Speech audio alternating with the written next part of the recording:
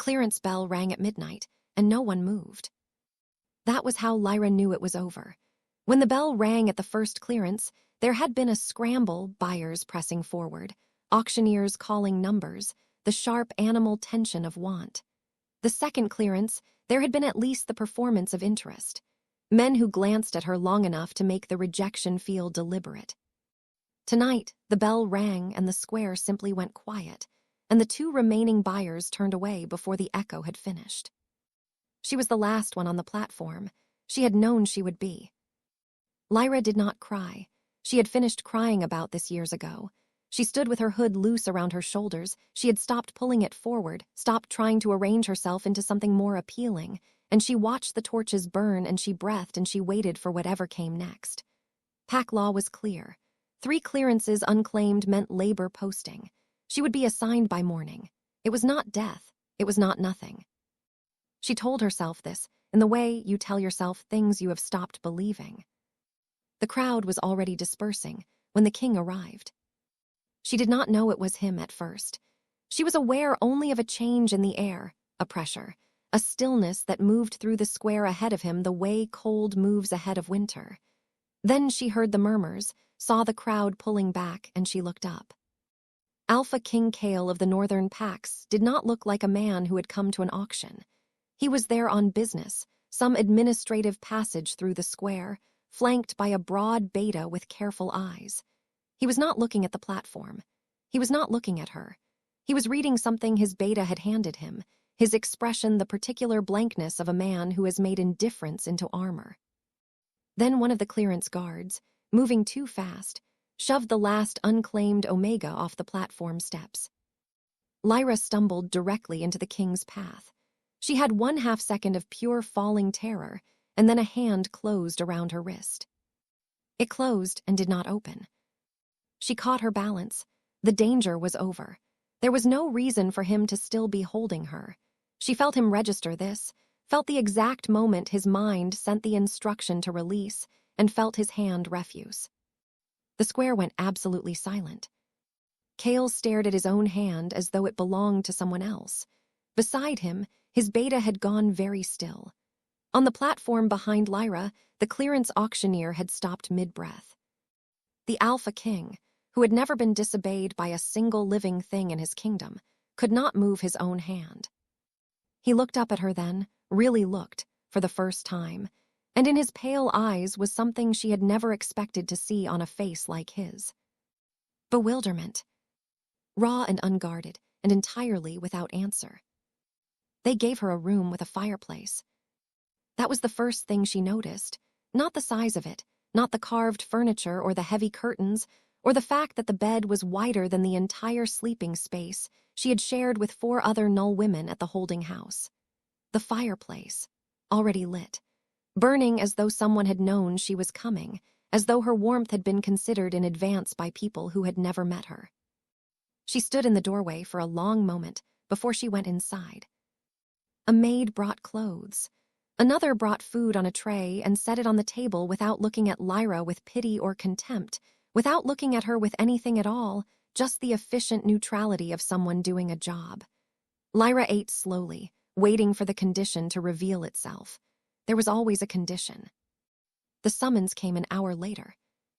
Kale's study was a room that had never been warm, she suspected, regardless of season. He stood at the window with his back to her when she entered, and when he turned, his face had reassembled itself into something she recognized. Control, total and deliberate, every trace of the bewilderment from the square pressed down beneath the surface. He did not offer her a seat. He did not waste time. She was a ward of the crown, he said. Not a mate, not a companion, not anything that required explanation or apology. She would have the room she had been given, the staff assigned to her, food and clothing, and whatever reasonable needs she cared to name. She would not be harmed. She would not be paraded or displayed or used in any way she had not consented to. In exchange, she would ask nothing of him beyond what had been provided, and she would not speak of the square to anyone. He delivered all of this the way a man reads a trade agreement, precisely, without inflection, as though the words had no weight. Lyra listened and waited, and when he was finished, she said simply that she understood. Something moved across his face, too fast to read. Then he dismissed her. She was at the door when she noticed the man standing near the far bookcase, older, still, watching her with pale eyes that held no expression at all. Cale said his name without looking up from the desk. Lord Dorian, his chief advisor. Dorian inclined his head toward her in a greeting so minimal it barely qualified. Lyra nodded back and left. She did not think about him again, not that night. That night she sat on the edge of the enormous bed in the firelit room, and she tried to identify what she was feeling. And what she was feeling was nothing she had a name for. Not happiness. Not relief. Something older and more frightening than either, the specific vertigo of a person who has spent so long braced for impact that the absence of it feels like falling. She pressed her hands, flat against the blanket. And then, quietly, in the safest room she had ever been in, Lyra cried. The first time, he told himself it was sleepwalking. He had never sleepwalked in his life. He was not the kind of man whose body did things without his permission. But there was no other explanation for finding himself standing outside Lyra's door at midnight, one hand raised as though he had been about to knock, with no memory of leaving his study or crossing the east corridor or climbing the stairs. He stood there for a moment in the dark, listening to the silence on the other side of the door, and then he turned and walked back the way he had apparently come and did not sleep for the remainder of the night. He did not tell Soren. The second time, there was no question of explanation. The visiting lord from the southern delegation was a large man with easy manners and the particular confidence of someone who had never been refused anything by anyone smaller than him. When he encountered Lyra in the reception hall and reached for her hand, a greeting, nothing more, a completely ordinary social gesture, Cale moved. He did not decide to move. His body simply crossed the distance, and his hand closed on the lord's wrist, and the lord found himself against the wall with a king's forearm at his chest, before the greeting had finished leaving his mouth. The hall went silent.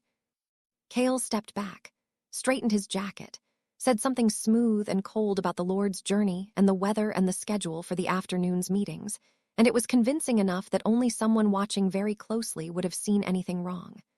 Soren was watching very closely. Soren had been watching very closely since the square, and when Cale glanced at him across the hall, his beta's expression said everything neither of them were going to say out loud. The third time was the corridor outside the library, 4 days later.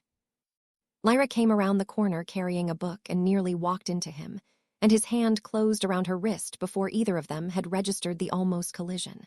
The same grip. The same locked stillness. Identical in every way to the square except that they were alone, and there was no crowd to perform composure for, and he could feel his wolf settle into the contact with a satisfaction, so complete it was almost audible. He released her. The word came out clipped and furious, and he was aware, distantly, that none of the anger was directed at her. She had done nothing. She was never doing anything. That was the thing that made no sense. She was simply existing in his palace, and his wolf was systematically dismantling 30 years of iron self-governance as though it were nothing. He walked away at a pace that was not quite dignified for a king, and did not look back. Behind him, Lyra stood in the corridor with her book and her wrist still warm from his hand, and she thought, with a terror that felt dangerously close to hope, "This is not a mistake. This keeps happening. This is real." Soren did not ask permission. He simply appeared in Cale's study one morning with an old woman at his side, and the expression of a man who has decided that asking forgiveness is more survivable than asking permission. The old woman was small and unhurried, with the particular stillness of someone who had lived long enough to stop being impressed by rooms or the people in them. Elder Vanya, the pack's records keeper, whose memory stretched back further than any living wolf's and whose opinion, Cale knew, had quietly shaped 3 generations of succession decisions without anyone officially acknowledging it. Cale looked at Soren. Soren looked at the middle distance. The examination was brief. Vanya asked Lyra to sit, asked her a handful of questions about her mother, about when she had first been given the tonic she took each morning, about whether she had ever in her life felt her wolf respond to anything at all. Lyra answered carefully, watching the old woman's face for clues. Vanya's face gave nothing away. Then Vanya simply leaned forward and breathed. One breath, close, deliberate, and then she sat back and went absolutely still in a way that was different from her ordinary stillness, charged, the way air goes charged before lightning. She turned to Kale. What she said was this: Lyra was an Omega Prime. The last confirmed sighting of one had been 4 generations ago, in the records Vanya herself maintained, and that sighting had ended in a bonding that stabilized the pack's bloodlines so completely that the effects were still measurable in the lineage today. An Omega Prime was not simply a rare designation. It was the rarest thing the wolf world produced, a bond anchor whose connection to her alpha did not merely link 2 wolves, but rewrote the genetic stability of an entire bloodline going forward, for generations, perhaps permanently.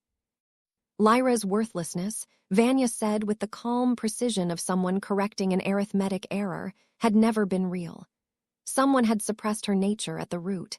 The tonic she had been taking since childhood was not a supplement. It was a seal, and it was failing. Her true scent was already beginning to emerge in unguarded moments. Vanya said this looking directly at Kale, who said nothing. Vanya paused then, gathering her next words. She mentioned that in the old records, Omega Primes had occasionally been. Her expression shifted, something tightening briefly around her eyes before she smoothed it away, sought by those who understood their value. She said the name Dorian in the same neutral tone she had used for everything else, but her hands, Lyra noticed, had gone very still in her lap. The moment passed. Vanya did not elaborate. Kale thanked her, ordered secrecy in a voice that left no room for interpretation, waited until the door closed behind her and Saren both. Then he sat down at his desk, and he did not move for 3 hours, and he did not speak, and whatever was happening behind his eyes he kept entirely to himself. It started small. A guard stepping aside in a doorway a beat too early, before Lyra had reached him, as though his body had decided to make room before his mind had registered her approach. A kitchen maid who looked up from her work as Lyra passed the open door and then looked away again quickly, blinking, like someone shaking off a half-remembered dream. Then a full corridor emptying. Lyra had been walking to the library when she felt it, a ripple moving ahead of her through the palace, wolves peeling away from her path without quite knowing why, conversations pausing and not resuming until she had passed. She stopped walking, stood alone in the middle of a hallway that had contained 4 people 10 seconds ago. The stone was very quiet around her. She understood, distantly, what was happening. Vanya had warned her it would come in waves, in moments of strong emotion, before she had any control over it. Understanding it did not make it less frightening. She went to find the king. This was new.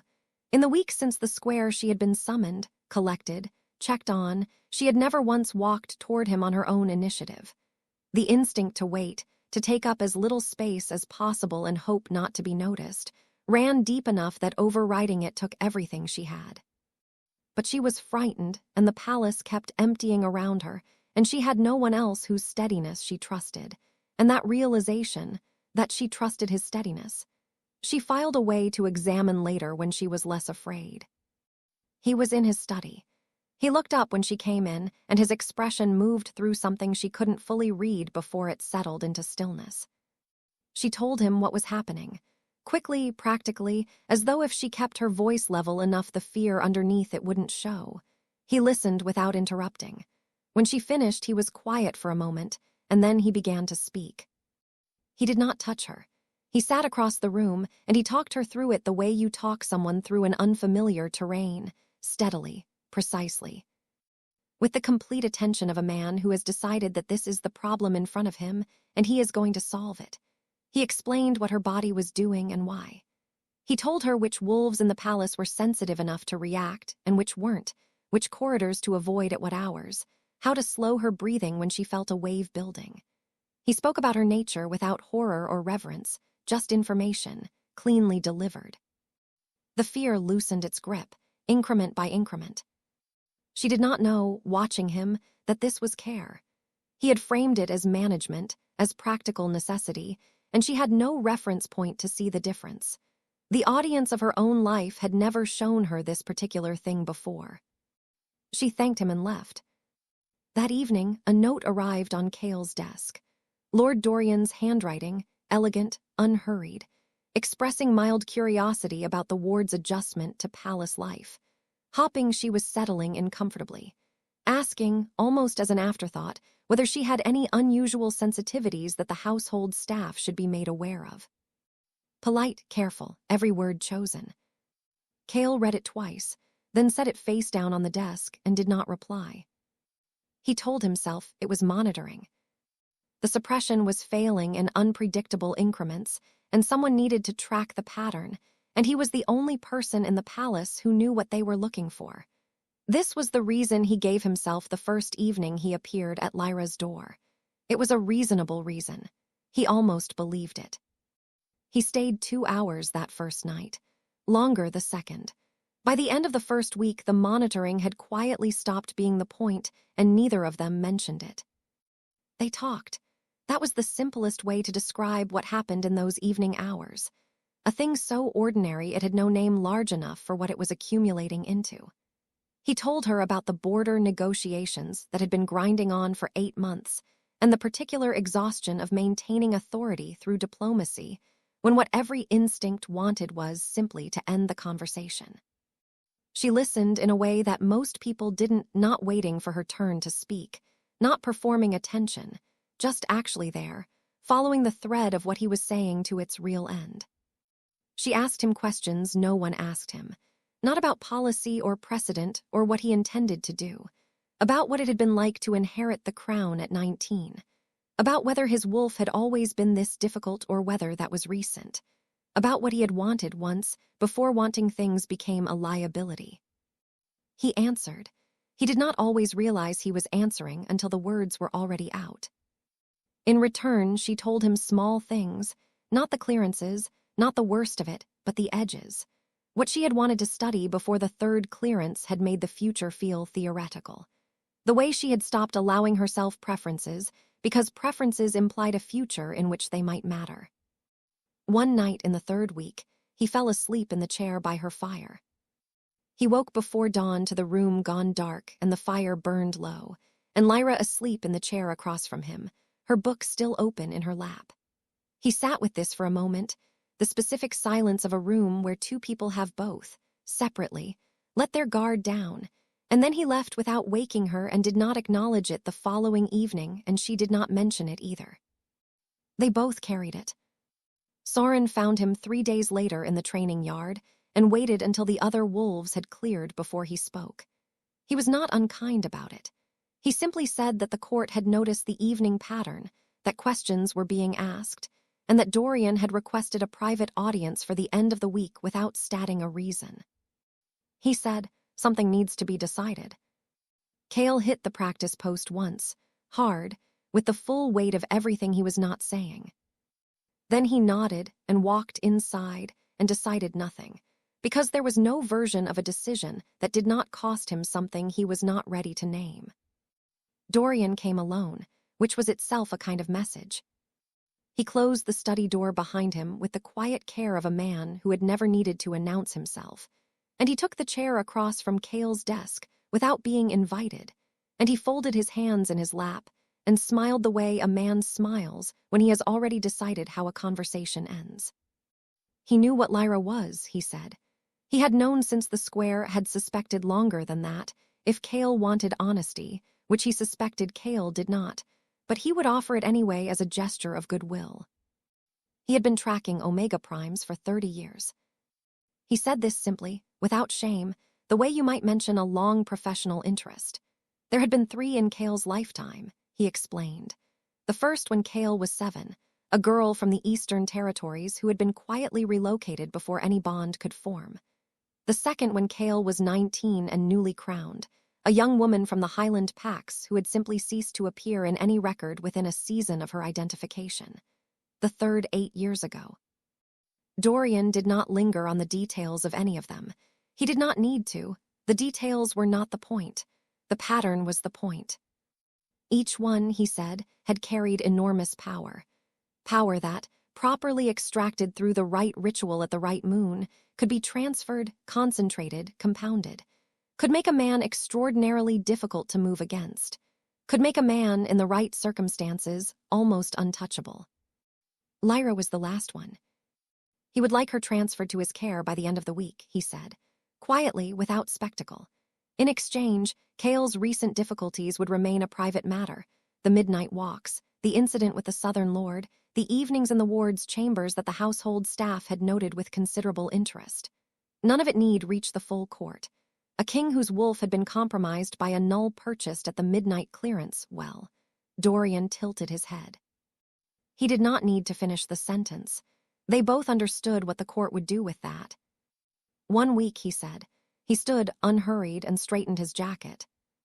He was at the door when Cale spoke, very quietly, and asked him which ritual he had used for the others. Dorian paused, turned back with an expression of mild, patient surprise, as though the question were slightly beside the point. Then he said the name of it, an old working, pre-ban, designed to dissolve a bond anchor completely, draw the power out at the root, and he left. The door closed. Cale sat at his desk in the silence that followed, and this time he did not go still the way he had after Vanya, the controlled stillness of a man processing.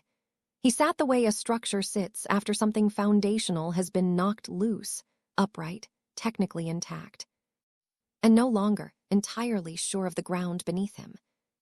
Dissolved completely, at the root. He thought about Lyra crying in a room she felt safe in for the first time. He put his hands flat on the desk and stared at nothing and understood, with a clarity that felt like something breaking open rather than apart, that he was not going to give Dorian a single thing. Dorian moved on the 4th day. The court assembly had been called under the pretense of routine business, trade figures, border appointments, the ordinary machinery of governance that filled these halls twice a month. Lyra was present because Cale had asked her to attend, quietly, the evening before, without explaining why. She had taken a seat near the back of the gallery and watched the proceedings with the stillness she had learned to wear in rooms that did not belong to her. She knew something was wrong when Dorian rose, before the first item had been addressed. He spoke beautifully. That was the thing she would remember afterward, how measured he was, how genuinely concerned he sounded as he laid it out for the assembled court. The king's ward, an unregistered supernatural, classification unknown, whose nature had been deliberately concealed at intake. Dangerous, potentially, to those around her. Certainly a manipulative influence on the household. He used the word compromised once, carefully, and let it sit in the air without elaboration, and the court understood exactly what it was meant to suggest. He recommended her formal removal from the palace, immediate and thorough. The gallery murmured. Heads turned toward Dorian, toward the door, toward the throne where Cale had been standing at the head of the room throughout all of it. Still, saying nothing, his face giving nothing. The silence stretched long enough that Lyra felt the first cold edge of despair. Then Cale moved. He came down from the throne without haste, without announcement, without any of the performance that usually accompanied a king crossing a formal room.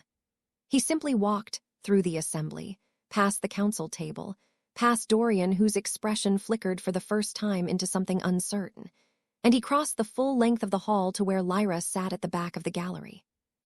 He stopped in front of her, and he reached down and took her wrist. The same grip, the same locked stillness, but there was nothing involuntary about it this time, no bewilderment, no refusal he couldn't explain. Both hands this time, deliberate and unhurried and entirely, completely chosen. He held her wrist the way a man holds something he has decided to keep, and he looked at her for one quiet moment before he turned to face the court. The room was absolutely silent. "She is not my ward," he said. "She is my mate." The bond did not build. It did not approach. It simply arrived, complete and enormous and immediate, flooding through Lyra from the point of contact outward like light through a broken seal, like water through a wall that had been holding for too long and had finally, all at once, let go. Every wolf in the room felt it. Several stumbled. One of the council members caught the edge of the table. Even Soren, who had been braced for something, closed his eyes briefly against the wave of it. Dorian did not stumble, but he went very still, and for the first time in 30 years of careful positioning, he looked at a room that was no longer arranged in his favor. Lyra looked up at Cale. His jaw was set, his eyes forward, his grip on her wrist absolute.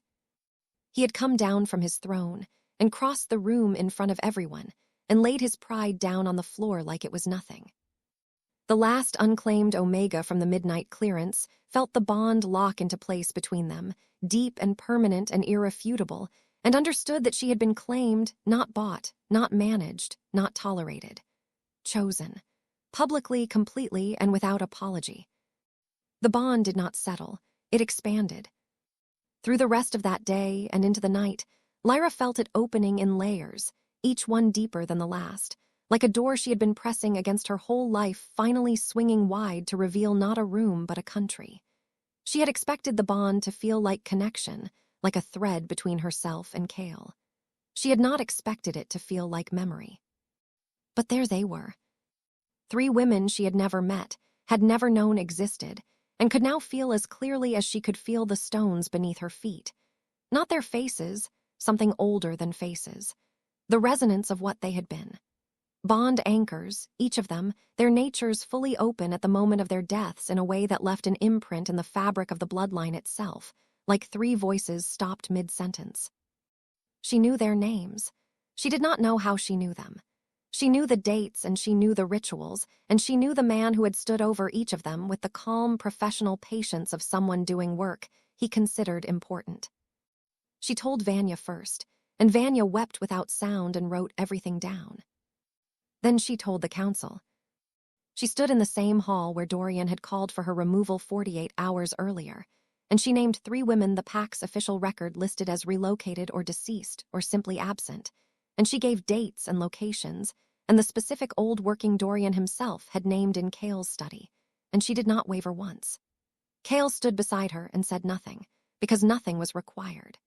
The testimony was irrefutable in the way that only truth carried in the bone can be irrefutable. Dorian was arrested before the session ended. The trial took 3 weeks. The stripping of his titles and holdings took considerably less. Vanya spent the months that followed writing the full account of Omega Primes into protected PAC law, their nature, their rarity, their rights, the penalties for suppression or harm. She wrote the names of the 3 women into the record as a permanent header to the statute, so that the law would carry them forward in every copy made and every reading given for as long as the PAC endured. That was 6 months ago. The court had adjusted to a king who was, in the observation of those who watched him closely, somewhat altered. He was quieter in a way that had nothing to do with coldness. More frightening to his enemies, somehow, because a man with something to lose fights with a specificity that a man with nothing to lose never quite manages. He smiled occasionally, which had been rare enough before to constitute an event, and which now simply happened without announcement. Lyra had adjusted to none of it, because she had nothing to adjust from. This was simply what life was now. The palace, the work, the evenings that were no longer monitored for anything except the pleasure of them. She was standing with him on the steps of the great hall one afternoon, when she felt his hand find her wrist. Not the grip, just his hand. Warm and unhurried, sliding down to hold hers. In daylight, on the steps in full view of the courtyard below where a dozen wolves were going about the ordinary business of the day. She looked up at him. He was watching the courtyard, his expression quiet. He did not let go. She did not mention it. She simply stood beside him in the light, her hand in his, the bond humming steadily between them like something that had always been there, waiting for them both to stop pretending otherwise. The last unclaimed Omega from the midnight clearance. It turned out she had been holding the most powerful claim in the PAC the entire time. It had just been waiting for someone to choose her first, so she could finally claim it back.